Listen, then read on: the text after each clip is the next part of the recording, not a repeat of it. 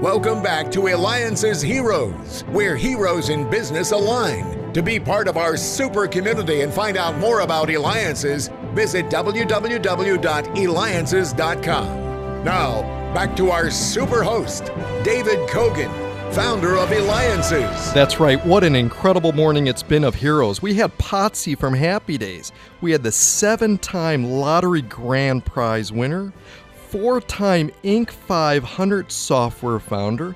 Next week, we're going to have the current president of the United Nations. But listen up close, because our next hero, whom I think every time I ever turn on the news, I see or hear him, is the former Speaker of the House of Representatives. That's right, Newt Gingrich, who is known for so many things: FDA reforms, helping to save Medicare from bankruptcy. Newt, this is a gigantic responsibility, having been Speaker of the House. Knowing what you do affects millions of Americans. Explain about the pressures of being in a position like that and how the best way one can cope with it, work with it. Well, I can't talk for others. In my case, I don't feel much of it as pressure. First of all, I have a great faith in God, and I normally allow Him to deal with most of the consequences. I grew up in an infantry family. My dad spent 27 years in the Army, and that was real pressure. I mean, he was in combat, and he understood pretty decisively how real the pressure could be. So compared to his life, I've had relatively modest amounts of pressure.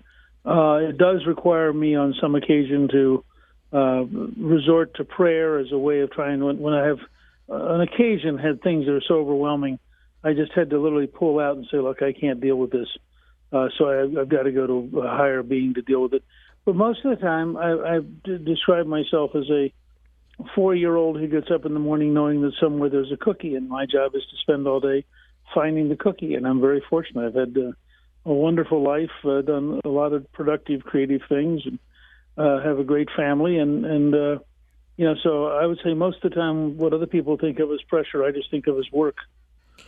And you're also the co-founder of Advocates for Opioid Recovery, ACR. In fact, you're involved with Van Jones, who we had recently on the air, and Patrick Kennedy, who will also be on in a few weeks.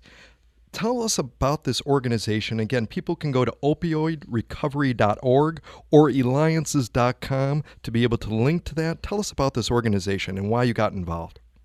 Well, let me commend you for having Van Jones and Patrick Kennedy on. Each of them in their own way does heroic things. Van Jones' commitment to helping the very poor and to developing an opportunity for people to live better lives is just amazing.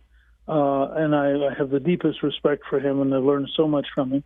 Patrick Kennedy has had the courage not only to deal with his own addictions, but also to take that painfully hard-won experience and turn it into a real dedication to brain science and a real dedication to helping people better understand the importance of including mental health as an integral part of how we think about people. So I feel very honored to be able to work with two people of that caliber and that dedication. And we get actively involved. First of all, as you know, because in Arizona, you are dealing directly with the whole crisis of opioid epidemics. I think of your 15 counties, 7 of them are in the red zone, which is a category that represents the highest death rates due to drug addiction in the country, with over 20 deaths per 100,000 residents. When you're looking at that and you realize that there's a really significant challenge in how we're approaching it and what we have to do about it, I think that given my long interest in public health policy, I once founded the Center for Health Transformation, and way back in 2002, I wrote a book called Saving Lives and Saving Money, trying to outline how we could get to a better health system. So I've had a real passion about health, and I've also co-chaired with Democratic Senator Bob Kerrey a 3-year working group on long-term care and a 3-year working group on Alzheimer's. And so my interest in things that affect the brain are very real and very deep.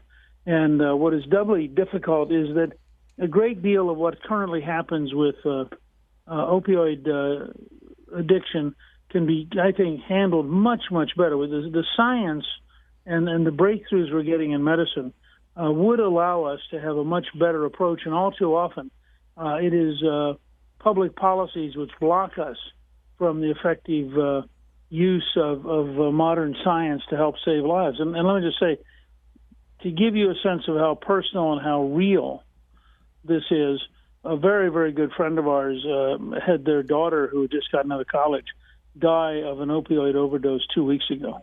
Oh, sorry to hear. And when you're faced at that level head on, you realize that this is an epidemic that knows no boundaries. It's not a respecter of race or education level or income. It's a genuine threat that people have got to deal with and have to recognize how truly serious it is. And you're listening to Eliances. Are you a hero in business? Make sure you go to Eliances.com. That's Eliances.com. If you're a builder and you're doing something for your community like Newt is, make sure you go to Eliances. We're speaking with Newt Gingrich, the former Speaker of the U.S. House of Representatives. In fact, you've had such a successful career. You've received so many awards from the American Diabetes Association, the highest non-medical award, March of Dimes, Citizen of the Year, in fact, even Time Magazine of the Year. Your two daughters are also very successful. Provide our listeners with some secrets, perhaps, of how other parents that are listening today can raise their children to be good citizens and contributors to our society like you have been. Well, I mean, first of all, I don't want to take total credit, nor do I want people to think that our good fortune necessarily is something that we have earned. A lot of times it's a gift of God, and sometimes you are blessed beyond anything you could have earned. I think that's an important thing to understand. And in addition, I did go through a divorce with their mother at a point when they were teenagers, and so she deserves a great deal of the credit for having done a wonderful job, an amazing job of helping raise them. I tried to emphasize with both of them focusing on them when it really mattered. So if one of them had ballet practice, and I would go and I would sit and I'd be part of a small audience. I remember one time taking Jackie, who was the younger one, to watch her sister, who was performing The Little Match Girl. And there's a scene, as you may remember, with The Little Match Girl ultimately dies, freezes to death. And when Kathy, the older one, fell to the floor, having died at the end of this marvelous ballet, her sister broke into tears because she's sitting there watching her sister die. And I had to grab her and hold her and tell her, it's okay. She's going to get up in a second. Don't it'll be all right. So I think part of it is, I'd say to any parent who's listening, try to figure out the times that matter to your children, and then turn off the TV, put down the book, give up whatever your hobby is, and focus on them. With my younger daughter, Jackie, at one point she was about 11, and she got to be in the college play South Pacific as one of the Polynesian children. And after the play had performed 5 or 6 times and I'd gone to see it, they were going to have a cast party. Well, here are all these college students, and back then they could all legally drink, and this was at Cal, Georgia. And my 11-year-old daughter wanted to go to the cast party. So I said, all right, let me clear my schedule. I'm taking you to the cast party, which is one of my favorite memories. I think they watched Godzilla Eats Manhattan or something as part of the cast party. But those kind of bonding moments where your children know you really care and that there's a genuine human bond. It's not just, getting through the day, I think really matters. But the other thing I would say with great humility, because I have 2 grandchildren who are 13 and just turned 14 and almost 17. You have to have a little bit of humility. We live in a dangerous world. I trusted my 2 daughters, but I also understood both in high school and then even more in college.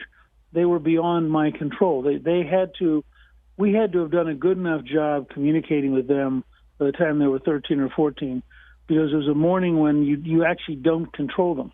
And I had the same worries any other parent has about whether or not they'd end up, doing dumb things, or they'd end up, out on the road and getting hit by a drunk driver, or all the things that threaten us today. And certainly with this opioid epidemic, every parent has to have a level of concern, and that relates to your children all the way up into their 30s and 40s. So this is not an epidemic of the inner city. It's not an epidemic of the young. We have in small-town America a number of people in their 40s and 50s who are getting caught up in this. And so you have to approach realizing how dangerous life can be, even in the most prosperous and most successful country in the world. There are still human dangers that threaten those you love. Newt, I mean, such incredible advice, something that all of us could use. Absolutely. I mean, you're also an author, you're a Fox News contributor, you do so much. I wish we can have you on the entire show. You've got, I mean, it's just so much that could really help everyone. In fact, too, someone who has dedicated their life to help the American people, knowing that while some may not agree with all the policies, you push through to do what you believe is right. It's someone who has guts, and that's our hero today, Newt Gingrich. You can go to Eliances.com or go to Opioid Recovery.org. We'll also have the link on Eliances.com, the place where entrepreneurs align. Thank you again, David Cogan with Eliances, and thank you to our producer, Glue at LoopyDocs.com for all your editing needs. You have been listening to Eliances Heroes, where heroes in business align. Eliances is the destination for entrepreneurs, investors, CEOs, inventors, leaders, celebrities, and startups. To present your superpower, visit www.eliances.com. To unmask Eliances heroes' secret identities, be sure to tune in every Thursday at 9 a.m. right here on Money Radio 1510 and 99.3 FM.